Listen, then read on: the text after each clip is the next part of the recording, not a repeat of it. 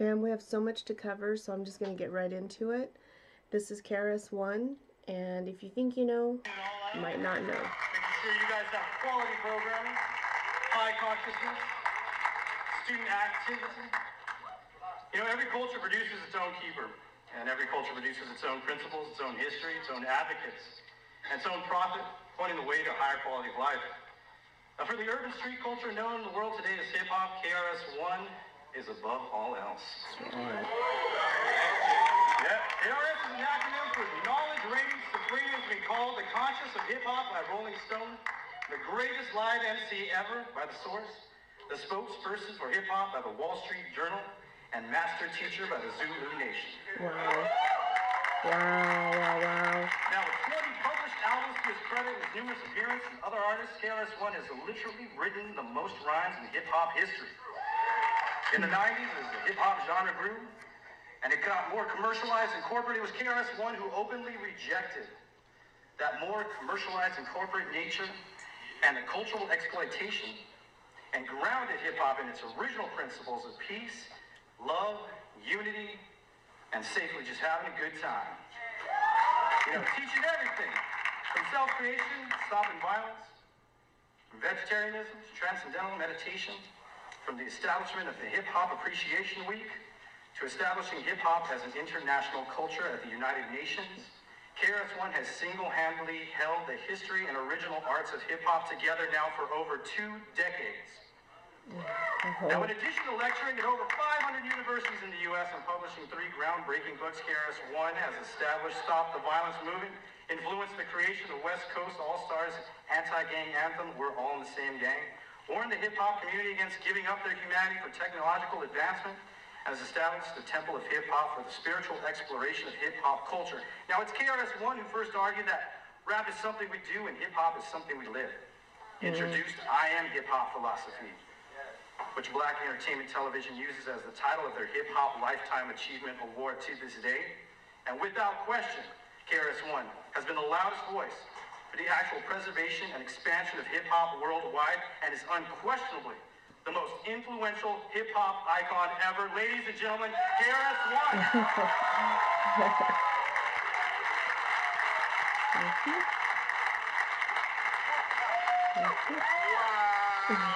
Wow. She was talking about. I'd like to meet that guy. I thank you all. Please be seated. And whatever you record, you have the copyright of it. You just have the rights. Just gave you the rights. You know what? This is okay. Well, this is fine. This is fine. This is actually working. You know, usually in a setting like this, I usually start off with like a brief synopsis or history on hip-hop so that we know exactly what it is we're talking about. But in a lot of ways, I'm kind of thinking that you guys are already up on like the traditional information on hip-hop. Yes. So for the sake of cameras and those that are recording, I'll just spend maybe 5 minutes on a brief history of what we're talking about. Now, what we're going to be talking about here today, I got your questions. Usually what I like to do is for you to walk out of here with a changed consciousness. And not just change, but it more enhanced. The object of this talk is for you to leave here with a broader view about not only culture, but ethnicity, race, activism, civilization versus technology. These areas are the areas we're going to discuss, and hip-hop is at the center of all of that. I mean the center. People front like, you know, hip-hop is peripheral or some subculture. No. Hip-hop is at the center of these themes that I just mentioned. What's going to help us, you guys have helped us. Some of you have given me questions, and I usually ask for questions at the beginning so that I can speak, I can tailor-make this conversation to the audience itself. I could go on for days with facts and stuff, but it's always best to answer questions that the audience itself is asking. Students themselves, teachers even, are asking and then I could form the lecture around that. That is the structure of how we're going to get down. If your mind can take it, I will now begin. Hip-hop, yes. What is it? Life. I can leave now. I said hip-hop. He said, what? I said, what is it? He said, life. There it is. End of the lecture right there. Hip-hop is life. Let's start with culture. In the sense that when we say the word hip-hop, capital H, lowercase I, lowercase p, space, capital H, lowercase o, lowercase p. Hip-hop. We are talking about breaking, MCing, graffiti writing, DJing, beatboxing. Stop here. These elements, or actually I should say breaking, MCing, graffiti writing, DJing, are called the core 4 elements of hip-hop. Established by Africa Bambaataa in 1974, and then again with James Brown in 1981. The reason we do breaking, MCing, graffiti art, and DJing is to cause peace, love, unity, and safely having fun. This is the reason for hip-hop. It's the reason why we did it originally. We were growing up in the 70s in a time where our self-expression was being ignored by the mainstream. We weren't in television, we were nowhere in magazines, nowhere in media, nowhere in education, nowhere in even justice and things like medicine and like that. Like with the hip-hop, like what you see today, hip-hop is everywhere. Imagine the complete opposite in 1973. Hip-hop is nowhere. In fact, the name hip-hop is like me saying to you today, gabaga. Gabaga. They say, what is that you're doing? Gabaga. And the same way you react is the same way the mainstream reacted to us. When we're spinning on our head, hitting up the trains. Oh, wait a minute, let me slow down. For those that aren't bilingual. We are spraying graffiti on the spray cans on the side of trains in New York City. They were parked in the train yard. We used to go to the train yard and put our names up on the side of the train. Then the next day, you see your name go by on the side of trains. And this was like a cultural competition that we called aerosol art. Mainstream called it graffiti art. We never called it graffiti art. We called it graffiti writing, aerosol art, bombing, tagging, etc. Try to remember this. It'll come in handy later on. 1973, a Jamaican guy by the name of Clyde comes from Jamaica in 1967, actually, with his family. His father was a mechanic, his mother was a nurse from Jamaica. They had 2 children, brother, sister, Cindy and Clyde. On Cindy's birthday, Cindy asked Clyde to be her DJ. Clyde was a graffiti writer. And she asked him to DJ her party where they lived. They lived at a place called 1520 Sedgwick Avenue in the Bronx. There was a community center there. They rented it out. And because of Cindy asking her brother Clyde to DJ for her, he changed his name from writing Kool Clyde to Kool Herc. He started calling himself Kool DJ Herc. Why Herc? Because Herc is short for Hercules. This dude was big and he had muscles, and her neighborhood was just called him Hercules. So his DJ name became Kool DJ Herc. What he would do is take James Brown's record specifically and this other record called Apache by the Amazing Bongo Band. And he would just play the breaks of these records over and over and over again in this style that he called the merry-go-round. And the merry-go-round was a mixture of Jamaican style DJing. See, let me go back, make sure you got this. In Jamaica, there's a thing called sound systems. And these sound systems are DJs with their own sound systems, speakers, amps, etc.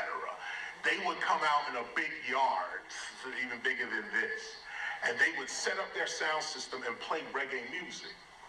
Now they would play the regular reggae of the day, But then if you flip the record over, there was something called a version. And the version was the instrumental of that record. They flipped the record over and some other dude would come and start saying anything to the crowd to get the crowd riled up. The selector, which is what you call a DJ today, was called a selector.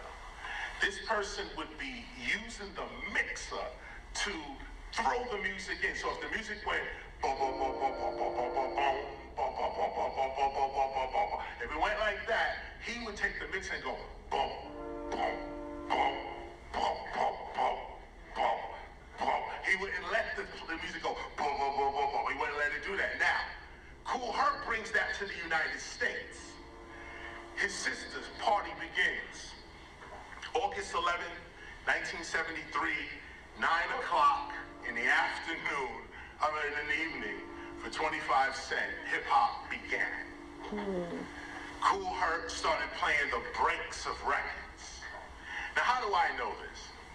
Because I lived across the street. In 1973, I was 8 years old, and I lived across the street. I was there in 1600 Sedgwick Avenue in the Bronx. Kool Herc lived at 1520 Sedgwick Avenue, and I could see his building from my window. Now, he threw his party, but I couldn't get in. I was too young, and I couldn't afford it. It was 25 cents. Big money in those days. Couldn't afford it. So Kool Herc started doing these parties every weekend. The first one was great. He made some money. He said, let me do this again, and again, and again. The parties got so big that he had to take them outside. That's when little guys like me got a chance to join in on this new thing that they called the jam. It was just called a jam. No flyers, nothing. It was just called a jam. Funky drummer or something. A 1, 2, 3, 4, hit it. Boom, boom. And you just look out your window, you listen, you say, that sounds like it's coming from 123 Park. Or no, that sounds like it's coming from Wingate Park. No. And then you'd have to walk around the neighborhood and find where the sound was coming from. This is the early days of hip hop. In that time, we're all dressing like Bruce Lee. Laugh if you want to. This is real. Everybody in early hip-hop in the Bronx was Bruce Lee. Everybody. 1973, it's very hard. First of all, Bruce Lee was not just a kung fu martial artist to the hood, to the Bronx ghetto. He was a more like a mythical hero, and the reason being is because, first of all, he knew Kung Fu, and that just went over well with every kid in urban areas. And he just did it like that. Bruce Lee also, if you look at his movies, there's one called Enter the Dragon, 1973. And at the beginning of Enter the Dragon, they have a golden issue series that they put out right now. But at the beginning of Enter the Dragon, there's a dialogue between Bruce Lee and a Shaolin monk, a teacher, actually, a priest. And Bruce Lee's getting ready to leave the Shaolin temple. And he's asking him things like, you know, what is the greatest crime? And to not be true to yourself. And well, what is the punishment of a traitor? That. What is the, and he goes on and on with this. They cut that out of the movie. But in the hood, we sense that this is what Bruce Lee was all about. Discipline, having the skills to break anybody down, but we loved his discipline. And this is like part of hip hop that people don't remember. Wu-Tang Clan keeps this tradition alive today. Why are they so into Shaolin? Why are they so in? Because this was the first thing we were in hip-hop. This was the beginning of it. What Wu-Tang and them are doing is what Kool Herc was doing in 73. They just doing it in their way, Long Island style, you know, and so on. But I need to say that for you to understand the cultural significance of how our culture came to be. Bruce Lee and his attitude, his character, is what hip-hop was trying to mimic in 1973. He had Bruce Kelly with him. Young black kids in the hood. We never seen no black dude with an afro doing karate, beating up the police on the TV. We was like, wow, Bruce Lee, wow, look. And this went over well with us. We used to dress like him, talk like him, beat each other up like him. I mention this, keep this in mind, okay? This is Kool Herc's era. This is 73. This is the Vietnam War also. This is heroin everywhere. Everywhere, it's heroin, everywhere.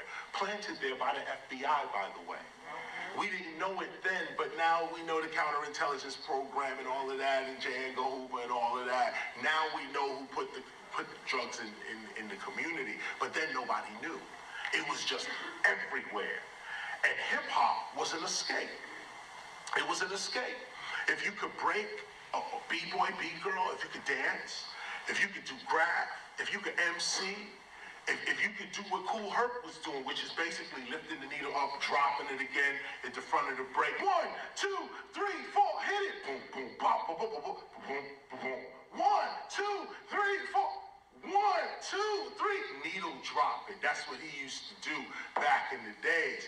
And that was the first break. That was the first, what we call cutting and scratching today. That was the first type of it. The first type of loop was a human being doing it with his hand on a turntable. His name was Kool Herc. From Kool Herc, we get Africa Bambaataa. Africa Bambaataa comes in 1974 with Zulu Nation. He started something called the organization first, then jumped into Zulu Nation. Why? He was, first of all, I'll spare you his history. You can go online and see his whole history, the transformation from gang leader to cultural leader, his trip to Africa, how he got his name, what his name means. All that's online. There's tons of books on it. I'm speeding up. 1974, Africa Bambaataa comes out with Zulu Nation. And Zulu Nation, like I said before, are the ones that established hip-hop as a culture, as something we was gonna live our lives by. How did this happen? Africa Bambaataa was a visionary. He saw what hip-hop was back in '74. And he told all the gangs in New York, listen, the more we shooting, robbing, and stealing and killing each other, none of us are gonna be anything, none of us are gonna go anywhere. Everyone agreed. And they formed a new thing called Zulu Nation. Within Zulu Nation, which is all these gang members that just put down the rag, put down the gun, and they said, we're gonna do something positive. The whole city of New York, if you could just imagine that for a minute. Thousands of people that were part of different gangs fighting each other. This dude, Africa Bambaataa, comes up and says, we have a new plan. You can change your life by becoming an MC, a DJ, a b-boy, a graph writer, and so on, and you don't have to die in the street. All the gang members said, yes, we're doing this. At the same time, there's a guy named Lovebug Starsky, a DJ, part of Zulu Nation.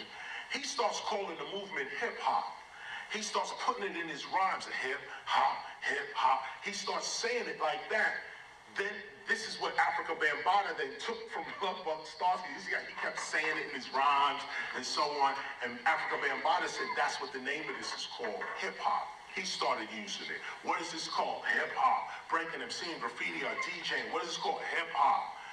Now, what's interesting about hip-hop is that it matches nature identically. We keep thinking of hip-hop as a music genre. And that's hip-hop, lowercase h, lowercase I, lowercase p, space, or dash, lowercase h, lowercase o, lowercase p. That's the music genre. Anytime you're spelling hip-hop, spell it with a capital H, 2 capital H's, because it's the name of a culture. Most of the magazines today, when you talk about what can we do in terms of activism with hip-hop, spell it with a capital H, just something little just like that. When you become the editors of magazines or the executives of television shows where hip-hop has to be spelled a certain way, always spell it with a capital H. It'll show other intellectuals and cultural studies students that you care about this as a culture. Those that don't care about hip hop as a culture and keep it as a music genre, they spell it in lowercase letters. Source Magazine, Double XL, Rolling Stone Vibe, MTV, etc. All of that is hip hop in lowercase letters. Anytime you see something scholarly done on hip hop, hip hop will be capital H, lowercase I, lowercase p, space, capital H, lowercase o, lowercase p. So Africa Bambaataa turns this into a culture by adding principles. Peace, love, unity, and safely having fun. That's why we break, MC, graffiti write, DJ. This is the reason for it. Now, if you're not seeking peace, love, unity, and joy, there's no reason to be rapping, breaking, graffiti writing, DJing. There's no reason for it. This is what's going on today. I'm sorry to say, a lot of the guys that you see or hear about, or see on television, hear about on the radio, they have no reason